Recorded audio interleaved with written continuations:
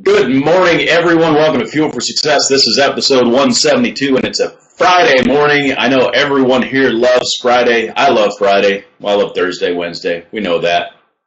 But good to see everybody here today. And it's a beautiful day here in Hastings. I am Grandpa Mike now. So thanks, everyone, for the congratulations on Facebook and text and email and all of those things. Feels a little bit weird, just so you know. But little Henry is adorable, cute, all of those things. So No, he really is. He really is. Like, there is a difference. Like, all babies, as we know, are, like, amazing. We all get that. But let's just be human about it, right? I don't care how you slice it and dice it. Some babies are, I don't want to use the word ugly because I really don't want you, they're not cute. You know, they're just not. Like, they're not. But I'm going to be honest, okay? And I would shoot you straight. Henry is cute. I mean, he's like He's cute. perfect. So, y'all feel what I'm saying on that, right? Don't think less of me as a human being. hey, look, some babies come out looking like aliens. What are you going to do? Hey, Karen, his middle name's Michael, Henry Michael. So, and he's tiny. So, my kids were born like 10, 11, 12 pounds, right? And he's half that size. So he's just this little guy. I can palm his head like this, man. He's just like holding his head, just rubbing his head. So anyways, that's, great segue because today is Friday. And just like every single Friday, we talk about family and relationships. And that is, family and relationships, being a grandpa and being involved with your kids and your kids' kids. And You're going to be a cool grandpa, Mike. You're going to be the cool grandpa. And I don't mean like the grandpa that shows up with like his jeans tight rolled and a white t-shirt and his hair waved back and, shows up in a convertible. You know what I mean? Like there is a point where old men need to realize that you actually look dorkier when you try to do that. Just be natural, And then the other thing I would say to all old men out there is please do not wear Brute 33 or Old Spice. I mean, it's bad enough that you're old, but really, are you going to smell that way? I don't know. I think no matter what, you should always get good smelling cologne and ask younger men. Or you know what you do? Go to like the cologne counter and say to the lady, look, I want to be transparent with you. I'm a little older, but I don't want to smell old. So give me something that maybe doesn't cause me to smell as old. That's what I would do. That's what I see myself doing. If I'm out of touch at the age of 50 or 60, I will ask the cologne person. I have no problem asking. Like, I'm the kind of guy that has no problem trying on an outfit and asking an attractive girl in the store, hey, I want you to shoot straight. Would you let your boyfriend wear this? And if they're like, done. Not buying it. You know what I mean? I'm cool with that. Anyway. I think it was great that when you actually become a mob boss in a mafia kingpin using that voice, that's how you're going to ask the idiot. I'm going to be like that, Mike. I'm going to be one of those just straight up like swag old dudes. You know what I mean? I'm going to develop an accent, So, anyways, I'm going for eccentric. Yeah. I'm going to be the crazy old dude. I've pretty much decided. And my buddy here, Tommy Parmiter's like, what do you mean, gonna be? I don't know. What do you mean by that? Hey, wait, your friend Tommy's on here? Art, my friend. Yeah, no, he's not on the show. He can't ever make the show because his work schedule. But that's what he's told me when I told him I was going to be the eccentric, crazy old guy. He goes, what do you mean, gonna be? Hey, we got a new viewer here. Looks like Emmy is on here. Emmy, God bless you. Good seeing you. I think this might be her first time on Fuel for Success. Hey, if it is your first time watching, this is a daily internet talk show where Mike and I talk about different topics that make you a better person. It's called Fuel for Success. So we don't really actually talk about cologne and old dudes the whole time. We actually give you stuff that can change your life. So yeah, thank you, Mary. Keep coming back. Today's about family relationships, and this is where we dive in on some very extremely important topics that make you better as a relational person, a husband, a wife, a mom, a dad, a friend, or what have you. So take us away, Mike, and tell us what's going on. Well, as always, feel free if you're watching the show live to type in the chat box over there, ask questions, make comments, interact. That's one of the powerful features of this platform, and would love to hear your questions. Go ahead and ask them if you've got follow-up questions, whatever. You can also click down below to submit a question. You can also email them to me if you're watching on the archives, or even right now and you just want to take a little bit of time and write it down. Email me, mike@mattmaddox.com, or you can text them into 727-341-5599, and we'd love to hear from you. And I appreciate the feedback. People text in sometimes, just say, hey, that was a great show. This part of the show was awesome, or whatever. We'd love to get those texts. Send them in. I get text emails daily from people. Hey, thank you. The show kept me from giving up. Today's show really encouraged me. I'm going to do better. I'm going to juice. I'm going to exercise. I'm going to start spending more time with my kids. I'm going to be a better husband. I'm starting my business. I'm following my dream. I mean, those kind of emails just fuel us. So take us away, Mike, and tell us what we have in store today, my friend.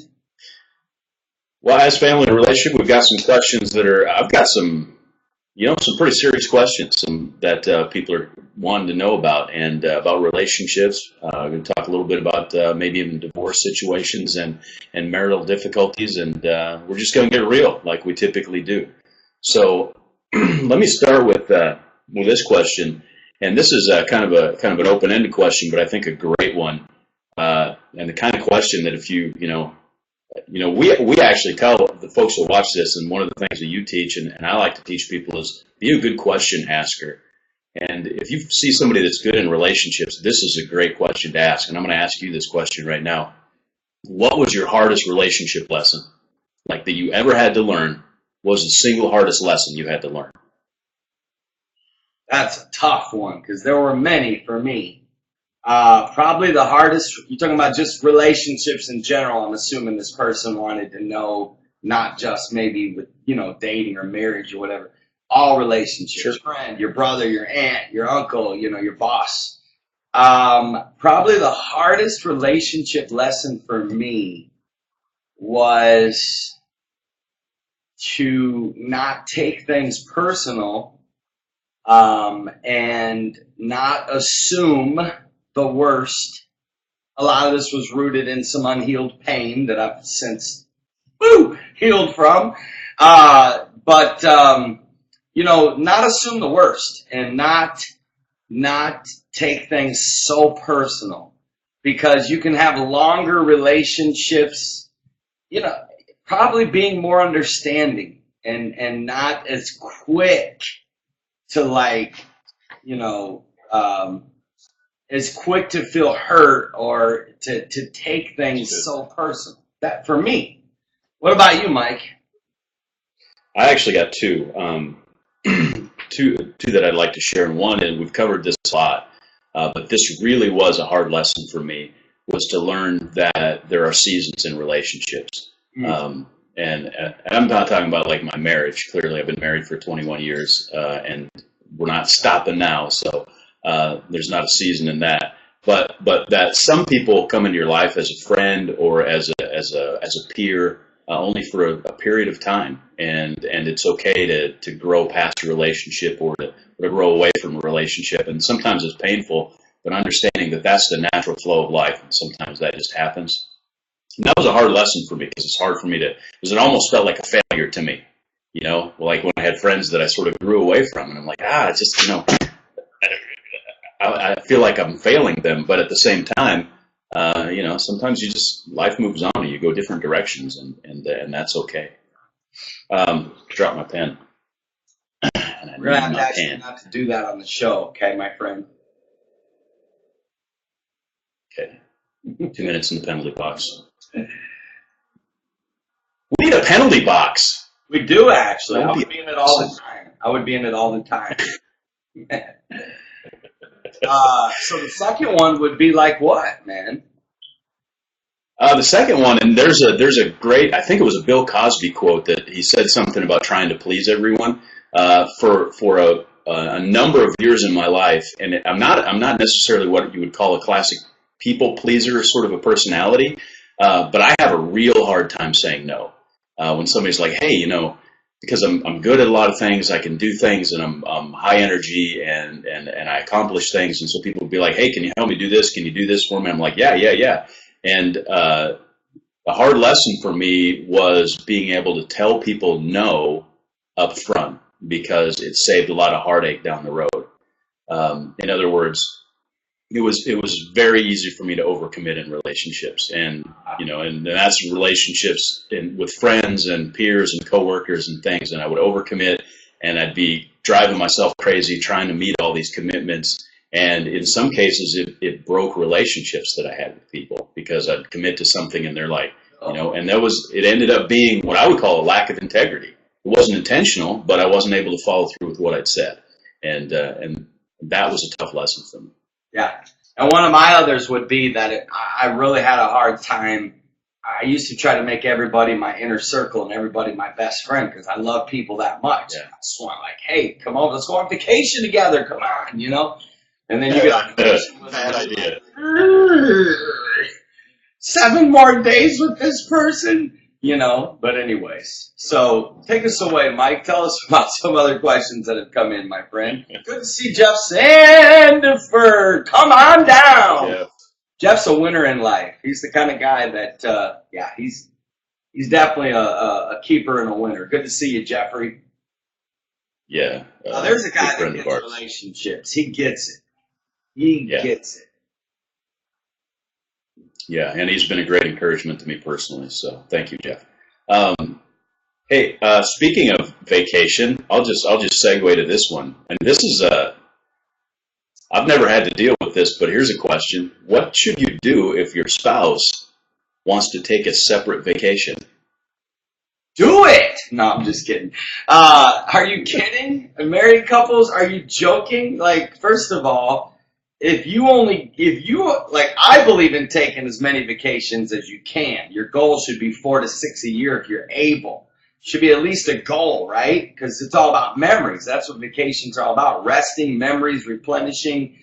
So let's say you're 30 years old as a couple, and let's say our promise is live to be 70, and right? I mean, it's cute to see 70-year-old people on cruises, but come on, you know what I'm saying? I mean, it's cute to see 70-year-old people walking the beach, but probably not so much in, the bathing suits and the Speedos action, which I've had to suffer through many times being a jogger on the beach. Seeing a 70-year-old man in a Speedo it's just not flowing, right? But listen, so my friends, if you live to be 70 and you're 30 now and you only take one vacation a year, you only get 40 more. That's it. Like, if you're in love and you're married to this person and you two are one, like, to me, it is I've heard of this. Like, I literally have friends that take separate vacations because they can't agree on where they should go. Well, that's stubbornness. I think that you should just keep it simple. Say, okay, this year you choose, next year I'll choose. How hard is that? Like, what do you mean you can't agree where you should go? Like, one wants to go to, like, New York, one wants to go to the Bahamas. Done. Go to New York this year, go to the Bahamas next year. But this business of couples taking separate vacations, to me, it leaves vulnerability for affairs. It causes you to grow more distant. You're missing out on amazing chemistry, memories, family time, love making. Hello. Like, so why would you do this? This is my question. To me, there's a deeper issue and a bigger problem when couples are taking separate vacations. And Mike, this happens more than we actually realize. I'm glad Carol piped in with this comment. If it's a guy's outing, father, son, it's good, because as you were explaining that, my initial reaction was like, that's the craziest thing I'd ever heard. And then I realized I'd taken days off work to, like, go hiking with my son and those sort of things. My wife wasn't there. But I'm like, well, it's not really vacation time, so it's a little bit different. So that's totally cool. Carol's got my back. Julia said, she went with her dad, specifically a father-daughter thing. But if your dad says, hey, I want to take you on vacation, I don't want your husband to go because I don't like him, it's different, If it's like, hey, I just want to be a memory of you and I can see me and Caleb doing that as he's older. But at the same time, I literally know couples where, it's not an issue of they're going with their daughter and just spending quality time or their mom or whatever. It's an issue of they can't agree, and they've really just grown apart to the tune that they don't even, so that's my point. Like, I do agree that it's okay in certain situations where maybe, let's say your parents live out of town, maybe the business is just extremely busy, and if both of you are understanding, I do believe you should be understanding and be mature about things. That's what I mean about not taking things so personal. Let's say your husband owns a business and right now things are really tight, and he says, hey, you go see your parents. I'm going to stay back and run the business. I think those types of things should be considered as understandable and okay, and not this like big blow up World War III, like needing 10 weeks of counseling because your husband even suggested it. Look, man, if things are tight and the business needs his attention, that's what going into business is really all about, and understanding. Now, having said that, I think you should do your best to make as many memories as you can as a family and as a couple. I agree completely. I love what Pacey said. Vacation doesn't have to be an expensive trip. Memories are made in many ways. You know what? Carol and I literally sometimes will declare what we call a mini vacation. It may be 4 hours on a Saturday afternoon, right? We'll go up to like Grand Avenue on St. Paul, and we'll walk and we'll shop and grab some ice cream at the creamery and that sort of thing. But we call it a vacation because it's like, look, we're just shutting down. It's you and I. We're spending time together, making memories. You don't have to go to the Bahamas, right? Oh, no. I mean, sometimes I'll do a vacation and I'll never leave my home. I'll take a week off because I live like 10 minutes from the beach and there's everything to do here. So sometimes I'll never need to buy a plane ticket or a hotel or anything and still have the time of my life and still rest. It just depends. You can be creative. But at the end of the day, remember that vacations are all about making memories. They're all about resting from the craziness of life. And everyone deserves that. Yeah. And I like they call those Go ahead. I think they call those staycations when you stay at home and you have a time off. I like what Carol said. Mike has gone on hunting trips with the pastor and some of the guys, and he comes back refreshed and happy. I'm glad that she, as a wife, celebrates that, and I think wives should, and I think husbands should as well. These ladies shopping trips. Like, do you really want to go on that, bro? Really? Like, I've got friends that, like, their wives go on a shopping trip with their girls, and they insist on going. I'm like, dude, like, you don't realize you're getting a golden ticket here, my friend. Like, you can just clean the garage. You can go, play golf. You can relax. You can watch sports without, you really want to go shop with the girls, man? Really? Now we got deeper issues than. So, anyways, that's just my take on it, Mr. Mike. You'll find this amusing. It's a little bit off topic, but similar. We stopped on the way back from the hospital last night. We stopped to grab a bite to eat. It was Carol and my daughter Danny and myself. And as we're sitting there was a couple sitting behind us that were clearly on a first date. Danny was really enjoying listening to the conversation because it was sort of awkward. And my daughter calls me out. She looks at me and says, "You guys don't go on dates very often." I'm like, "Yeah, I guess you're right." And my immediate excuse was, well, I work from home. We do, Mission 25 stuff. Carol and I are literally with each other almost every hour of every day. Yeah.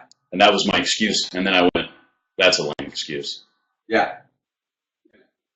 Take my wife on dates. I love self-coaching here. I love watching first dates, though. To me, Yeah. if I'm in a restaurant or a Starbucks and I see a first date happening, it's like a snow day. To me, it's like, it's a moment for me. I love watching. But anyways, more dates, Mike. Come on, man. Step it up. I know. I'm a slacker. When was the last time I bought flowers? Penalty box for Hopkins. Penalty box for Mike. Okay. When's the last time? Never mind. Take us away, Mr. Mike. I like Tommy Turner's comment here. His brother missed an offshore fishing trip for a day at the mall. You gotta wonder about a guy like that. Yeah. Maybe a little context. Maybe if it was like a brand new relationship, they've been dating a couple of months or something, I can kind of, maybe see. She really was like, babe, it would mean a lot to me if you go. We'll have fun together. We'll have lunch together. But if it's a deal where he just didn't want to, who knows, Tommy? I mean, God bless him, man. You know what I'm saying? Who knows the situation? Hey, so a little different. Let me segue a little bit, and maybe you can speak to this. Maybe someone that's watching the show is going through a divorce or has recently. What's your best advice for someone in that situation? Maybe they're going through a divorce. It's difficult for everyone involved, clearly, but your insight on that? My insight would be 5 things quickly. Number 1, go through the grieving process. You know, too many people go rebound and they immediately start. The number 1 mistake you can make if you're going through a divorce is to get into another relationship. It literally is by far the worst human mistake to commit. The worst. I don't care how low you feel. I don't care if your husband just cheated on you with your best friend. I mean, I do care. Believe me, that stuff hurts. Or if, you know, your wife just up and left you and packed and left you with just a bed, not even a blanket. Like, I don't know how low. Like, I've seen some people go through some low stuff. I personally walked through a divorce, okay? I know what I'm talking about on this. As a life coach, counseling and coaching a lot of people that have gone through divorces, they immediately want to start dating because they feel vulnerable, they feel lonely, they feel depressed, they feel unworthy, they feel unloved, they don't feel validated. You got to go through all that. You got to personally, I say people at least a year. I mean, definitely 6 months, but definitely you need to go through all the seasons of life without that partner to get used to grieve, holidays, birthdays. I mean, the first year is a nightmare. You know, it's lonely. You know, you go out, now you're going out to eat by yourself.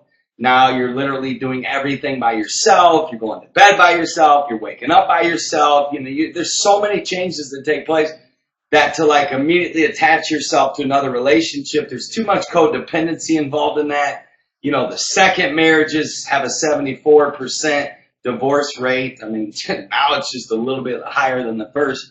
But, you know, go through some classes, you know, some divorce recovery classes, read some good books about, you know, necessary endings. I mean, you know, Life's Healing Choices, Boundaries. These are some good books, you know. And Mike, we'll have to dive back into this next Friday. But it all depends on the type of divorce someone goes through. Are you coming out of violence? Are you coming out of abuse? Are you coming out of an affair? Are you coming out of, you know, you just got shocked?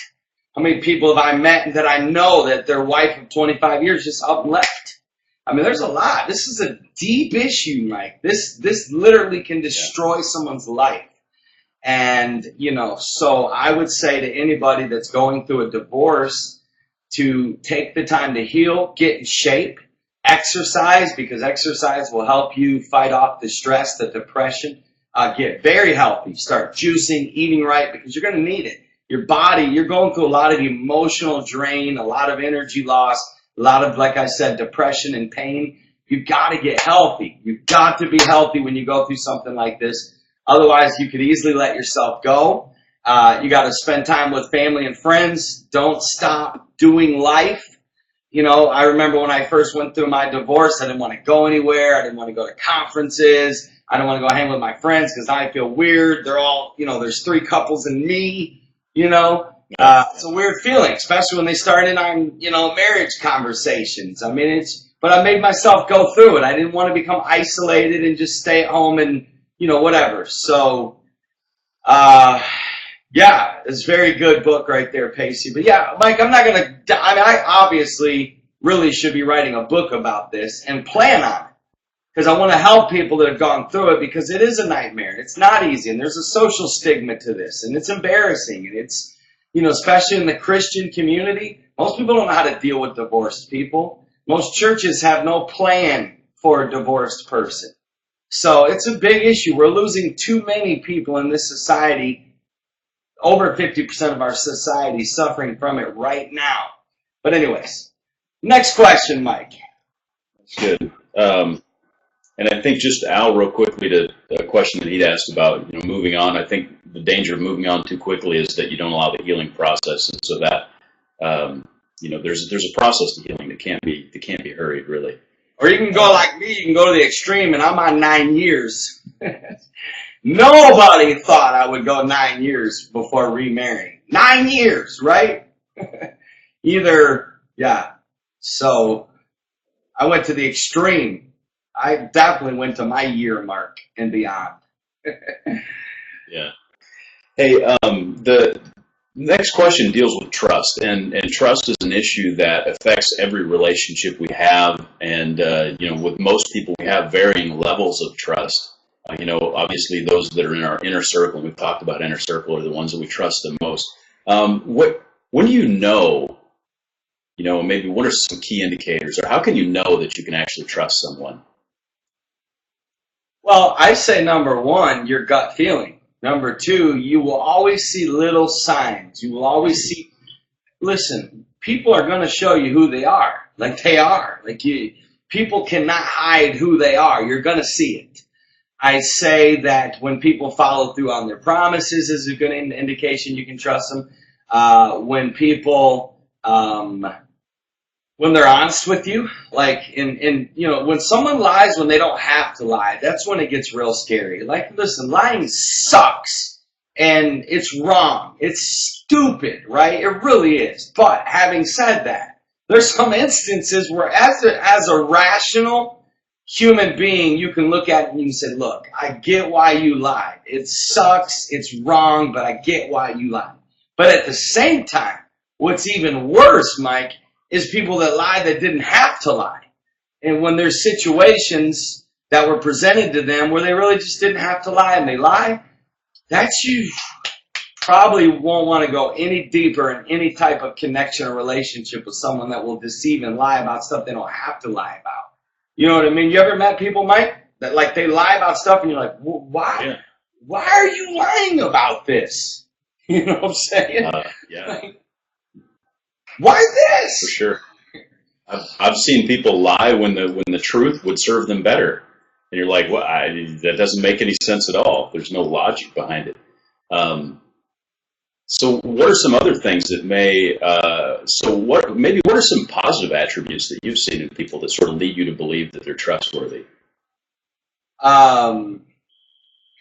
Well, the fact that they're honest, that's number one, that they're just honest. They're transparent. They're real. They're real about stuff. I know I can trust someone when they're real. Now when someone tries to put off an air like they're perfect and they're, I'm like, and Mike, for me, I go right here, man. Everything is right here for me. And then the positives would be someone that, keeps their word, somebody that, somebody that, I'll tell you what, how you know you can trust someone? That they have a good relationship with their spouse and kids.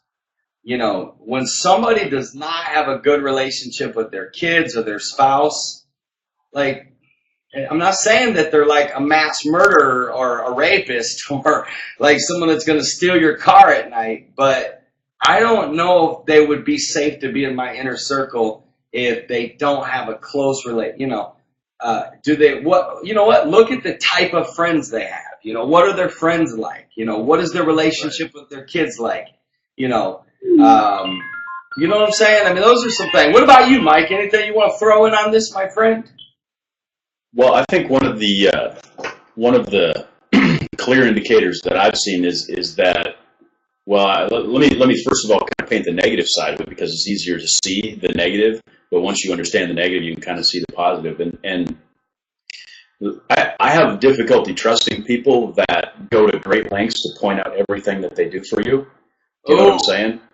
Like, hey, did you notice what I did? Did you see? And it's usually not in those terms, but they make sure that they're like showing you everything that they're doing, so that and the problem with that is then that motive and intent are critically important in any relationship. I mean, you can do all the right things for the wrong reason, and it may seem like a good idea for a while, but the relationship will eventually fall apart because the under the foundation of the motive and the intention was wrong. Yeah.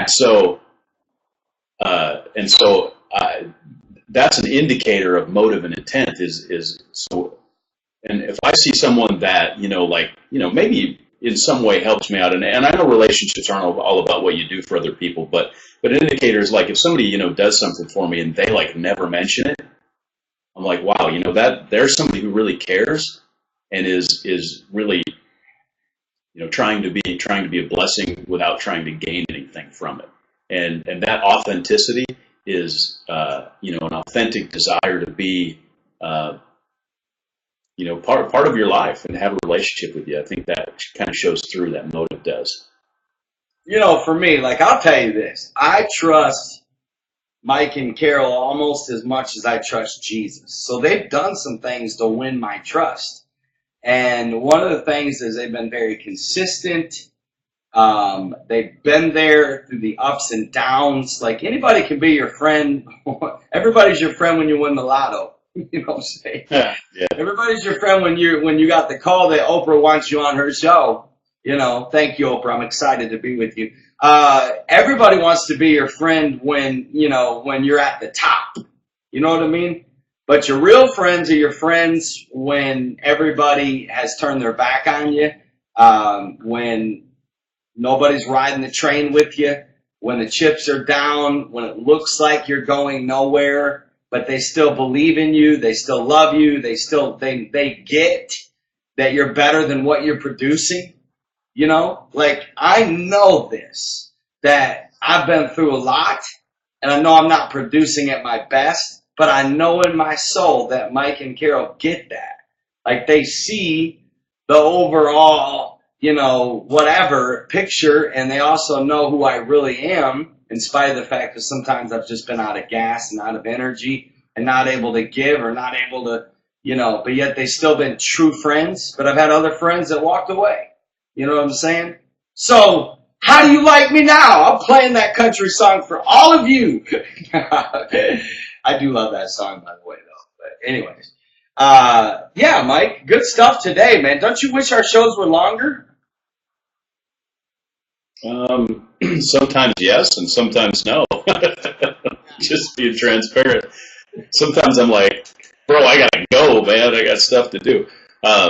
Or sometimes I'm like, ooh, I don't want to answer that question. I don't know what to say. Or it's like, we ate so bad at Mission 25. We'll look at each other Sunday and we'll go, dude, we got to do a health show tomorrow. Like, how do we do this? We ate so bad. That's why we need to institute the penalty box. We gotta have one. Totally. Hey, Julia, it's good to see you. Julia's getting married here soon, I think. In like 2 months, I believe-ish. Congrats. Anyways, all good comments. One of the things Mike and I love the most is the comments of you guys interacting with each other, sharing with each other, giving ideas. And many of your stuff helps us. I read some stuff and I'm like, wow, that was good. So thank you for that. Thank you for those that are watching later on the archives. Of course, my friends, be good to people. If this show is ever a blessing to you, send it out to people. Literally, all you got to do is copy and paste the link, and you can text it to your friends. They can watch it from their phone. You can send it out in an email. You can put it on your Facebook or Twitter. And, of course, one of the values of Fuel for Success is you can, excuse me, you can go to iTunes and just type in Fuel for Success, and you'll have access to all of these right there on your iPad or your smartphone. So, Mike, take us away and close this out and give us just one final summary of today's episode, my friend. Yeah. So if you want to be good in relationships, don't be a jerk. I think that's what we decided. Don't be a jerk. No, it's not even close to what we decided, but it's true. Mike loves it when I throw him on the spot like that. So just to be a true friend, to show him he can trust me, I do it. Penalty box, Matt. Penalty box. I'd like to welcome your books to the show because they weren't here yesterday. Glad you guys are here. Some of them. We love you guys. Y'all enjoy your weekend, my friends. Really do. Go enjoy your weekend. Have some fun. And look forward to seeing you guys. Hey, don't forget to register for Mission 25. And, of course, Go to mission25usa.com to see any of our upcoming missions trips. Yeah, really do go visit the website because Mike and I have been making some changes there, and we got a new video we just put up there yesterday. Go check it out and tell us how you like it. We love you guys. God bless. Enjoy your weekend. See y'all later. Bye-bye.